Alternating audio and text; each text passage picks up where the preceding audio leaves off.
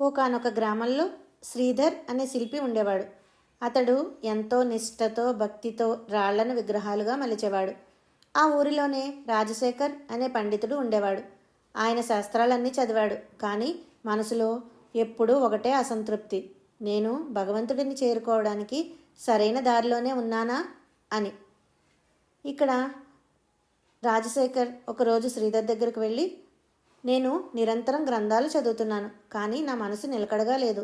నువ్వు కేవలం రాళ్లను కొడుతున్నావు, అయినా నీ ముఖంలో అంత ప్రశాంతత ఎలా ఉంది అని అడిగాడు.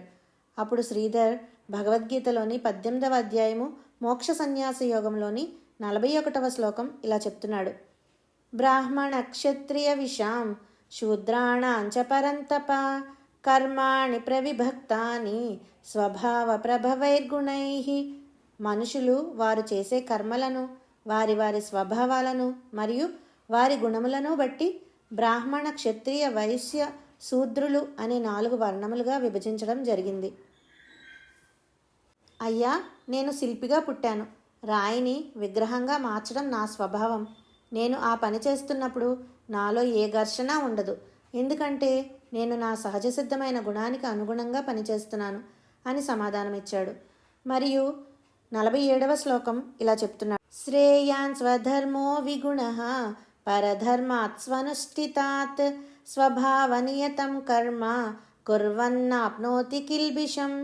ఇతరులు ఆచరించే పరధర్మము ఎంత బాగున్నను స్వధర్మమును ఆచరించుటయే శ్రేష్టము. తన స్వభావమును అనుసరించి కర్మలు చేయుట వలన మనుష్యునికి ఎట్టి పాపములు అంటవు. శ్రీధర్ ఇక్కడ ఒక ఉదాహరణ చెప్పాడు. ఒక చేప నీళ్లలో ఈదడం దాని ధర్మం.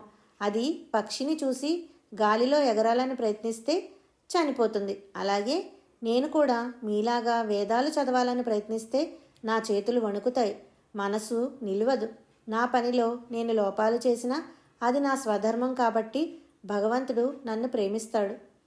రాజశేఖర్ ఆ పండితుడైనప్పటికీ అప్పుడు అర్థమైంది, తాను పండితుడిగా పుట్టి కేవలం ప్రశంసల కోసం వేరే ఏదో చేయాలని తాపత్రయపడటం వల్లే తనకు ప్రశాంతత లేదు అని. ఇప్పుడు శ్రీధర్ భగవద్గీతలోని 18వ అధ్యాయంలోని 66వ శ్లోకం ఇలా చెప్తున్నాడు.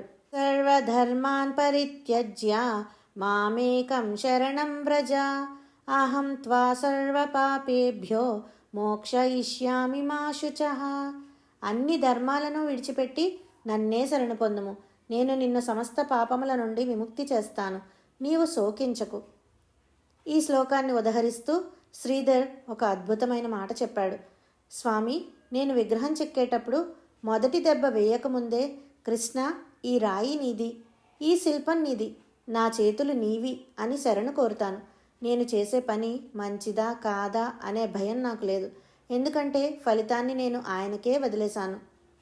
ఈ మాటలు విన్న రాజశేఖర్ పండితుడైనప్పటికీ జ్ఞానంతో కళ్ళు తెరుచుకున్నాయి. అంటే కేవలం పుస్తకాలు చదవడం కాదు, మన సహజమైన పనిని భగవంతుడికి అర్పితం చేస్తూ ఆయనపై పూర్తి భారం వేయడమే అసలైన భక్తి అని ఇప్పుడు గ్రహించాడు. జై శ్రీకృష్ణ.